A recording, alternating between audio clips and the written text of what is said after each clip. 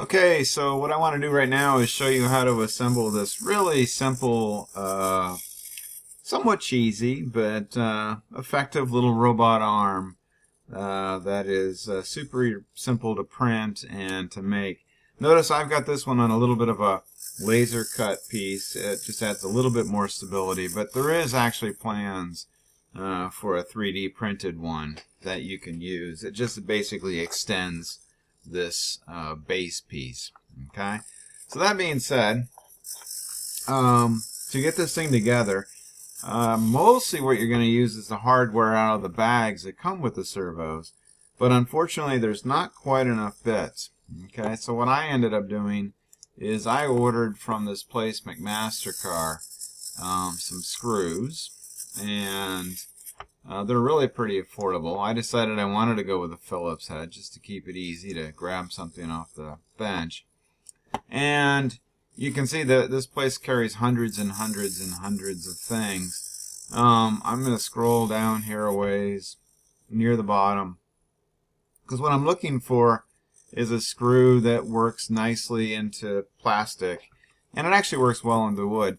If you're doing 3D printing, these are awesome screws, and this stainless steel one here works really well. It's designed for brittle plastic.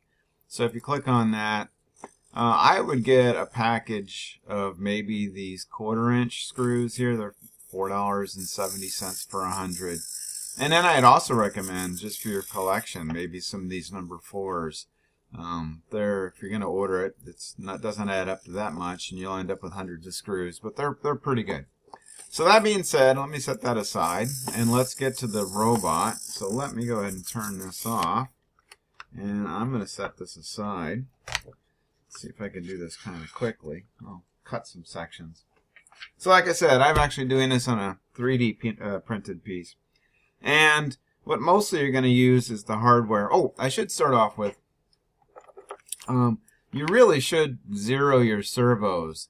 Some of these servos actually rotate 360 degrees mechanically, but they don't really work 360 degrees. They're actually 180 degree servos.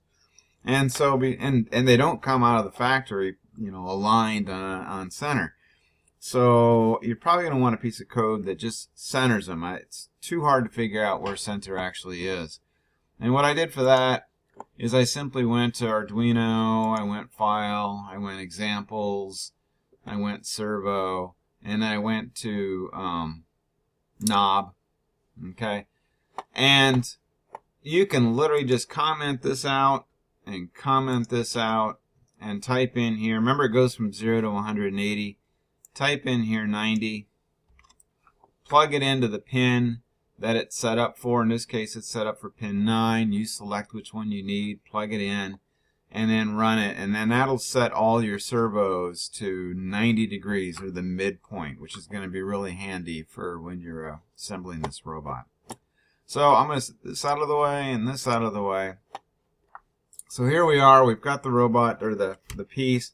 It starts off. We can actually hold this up from time to time so you can see where we're building. So I'm going to start off by attaching this lowest piece right here, which mounts the very first servo for the side-to-side rotation. That is just one of these things, and I'm gonna pause it maybe, but I'll get it started. I am using one of these screws that I recommended. This coarse brittle plastic screw works really well. And let me go ahead and get it started. And actually, if you're using a 3D printed one, it's already built into the base, so you don't have anything to worry about there. But I'm going to use this laser cut, and I'll put this on the website as well for those of you who have a laser cutter, so you can just download this pattern and then laser cut it if you want to. So what I use for the screws that screw into the plastic is I do use the little flanged screws that come with the servo. And you can see that you can do this in a number of different ways, but I'm going to put it so that the servo spline is toward the front. So I'm going to set this guy in here, slide it through the hole like so, and then just kind of work this guy in. And then you're going to use, like I said, these screws here, the ones that come with the servo. So let me pause this, because there's no reason for you to watch me screw this in. Okay, so some of you are probably already pissed because I paused it and then flipped the servo around. Notice the spline is toward the front. I rotated it after I paused that video and screwed it in. So the next thing we need to do is we need to attach this second axis here, okay? And you can see that that is this piece if you're doing the 3D printed set, this guy right here.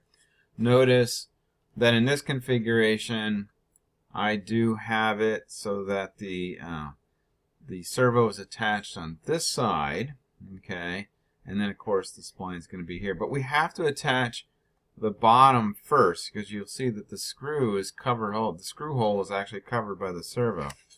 So the first thing we have to do is attach some kind of a support, maybe one of these, onto it. Either one, doesn't really matter, onto the bottom here so that we can still get that center screw in, okay, after we lay it down. So I am going to be using those screws that I told you about that I bought on a McMaster car.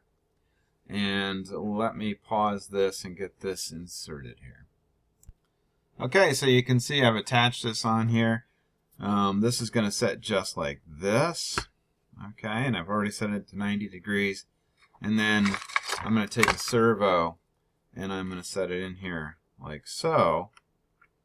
Okay, but we have to put this tiny screw in before we do that. So we'll put that tiny screw in here.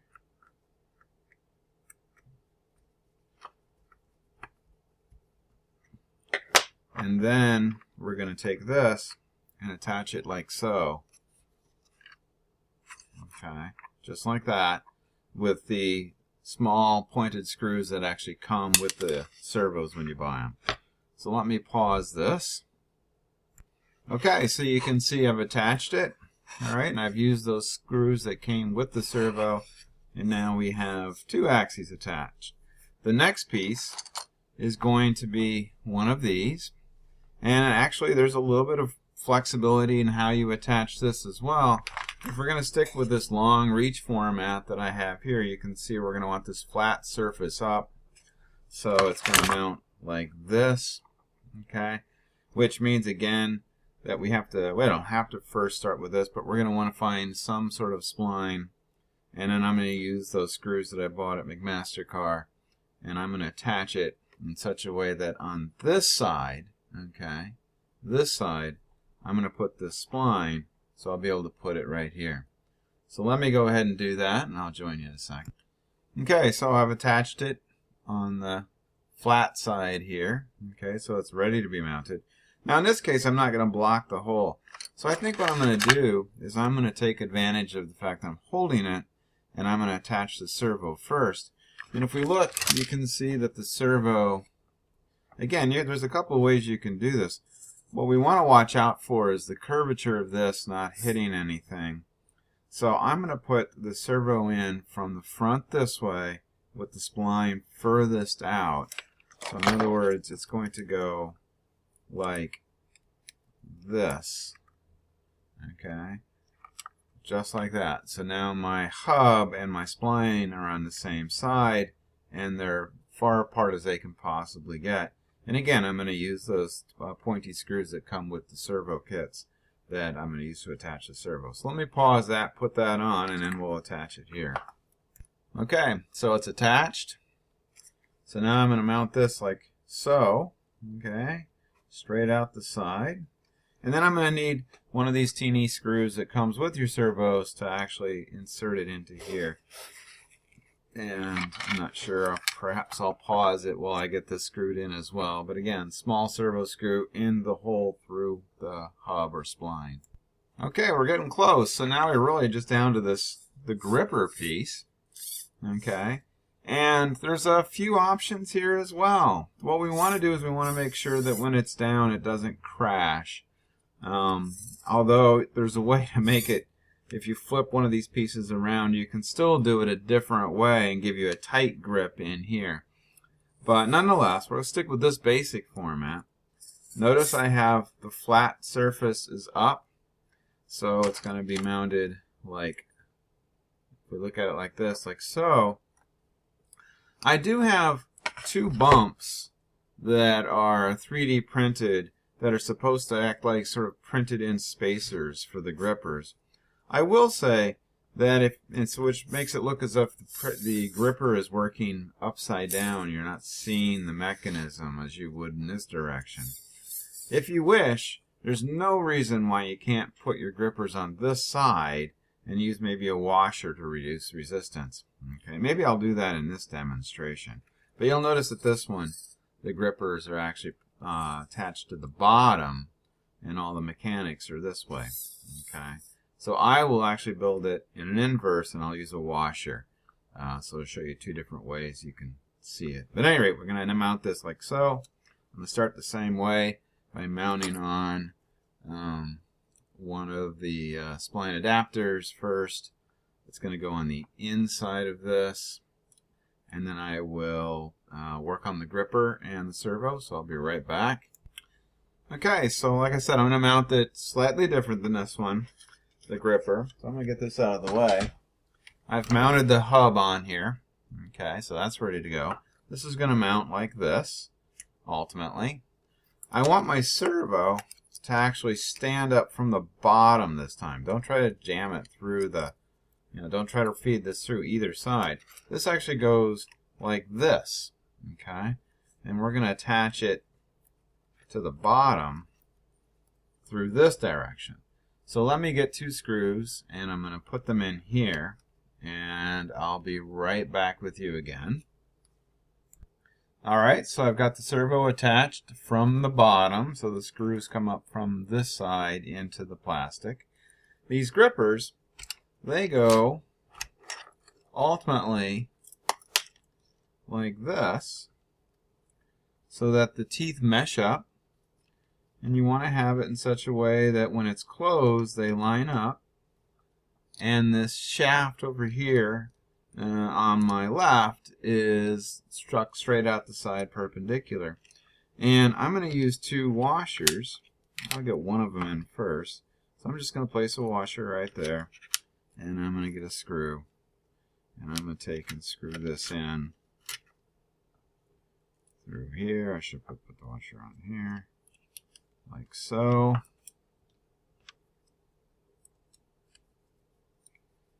Alright, I should probably get a bigger screw. Let's just move on. Actually, let me get the right size screw because that one's a little bit short.